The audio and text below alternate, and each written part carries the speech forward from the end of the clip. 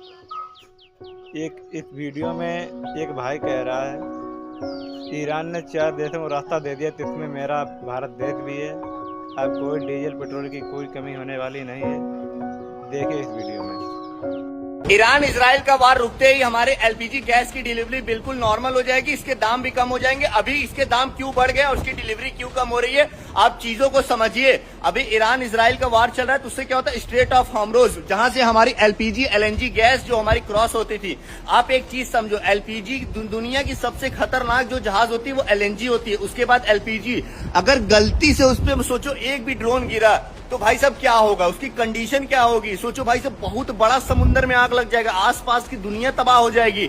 LNG इतना विषैला जहाज होता है। तो सोचिए, अभी देखिए उसके ऑनर जिसका जहाज है भाई साहब 1500-1000 करोड़ रुपए के जहाज आते हैं, 1000 करोड़ के। सोचो अगर भाई नॉर्मल हम और आप 10 लाख 15 लाख की गाड़ी ले लेते, उसको 10-12 दिन में पहुंचते हैं, तो जो ये 500-600 करोड़ की जहाज है जो समुद्र में चलवा रहा है, तो वो क्या सोचेगा हमारे जहाजों पे ड्रोन गिरे, कोई नहीं सोचेगा भाई साहब। तो इससे क्या होगा, देखो एक तो आदमी रिस्क ले रहा है एलएनजी एलपीजी जहाज पे। अगर वो माल भेजेगा भी तो जो 100 रुपए लेता था वो बोलेगा भाई 500 रुपए। अगर उस देश को चाहिए तो भाई ठीक है, नहीं चाहिए तो कोई बात नहीं, हम माल अपना नहीं भेजेंगे, क्योंकि भाई जहाज को रिस्क में थोड़ी डालेगा। अभी आप ये सोचिए, हम लोग 8,500 कंटेनर लोड करके भारत ला रहे हैं। अभी हमारे जहाजों पे क्या होता है, देखो हमारी जहाज अफ्रीका से भारत आने में 20 दिन लगता है, लेकिन 27 दिन में आ रही है। फिलहाल अभी आप देख रहे हैं ये सारे कंटेनर भरे हुए हैं, क्योंकि इसमें देखिए सील लगा हुआ है। अभी ये सोचिए, अभी मान लीजिए इस कंटेनर में चीनी है, एग्जाम्पल के तौर पे अभी ये कंटेनर 40 फुट का है, इसमें चीनी भरा है। अगर मान लीजिए इसका जो भाड़ा है $2000, मतलब 1.5 लाख रुपए भाड़ा होगा कंटेनर का।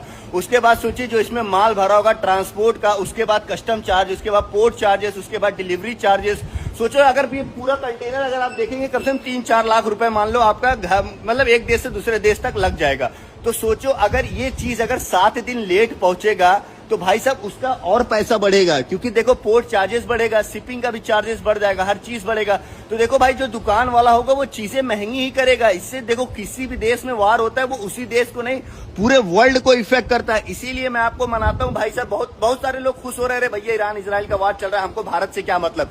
सबसे ज्यादा इफेक्ट भारत को ही पड़ेगा, ये चीज मैं आपको लिख के देता हूँ। स्ट्रेट ऑफ हॉर्मुज़, अभी मैं ईरान की कल न्यूज पढ़ रहा था, उसमें देखा 3-4 देशों को उसने अलाउ किया है, जैसे पाकिस्तान, उसके बाद चाइना, एक जहाज एक देश को और जिस मतलब वो लोग वहां से उनकी जहाजें क्रॉस कर सकती हैं।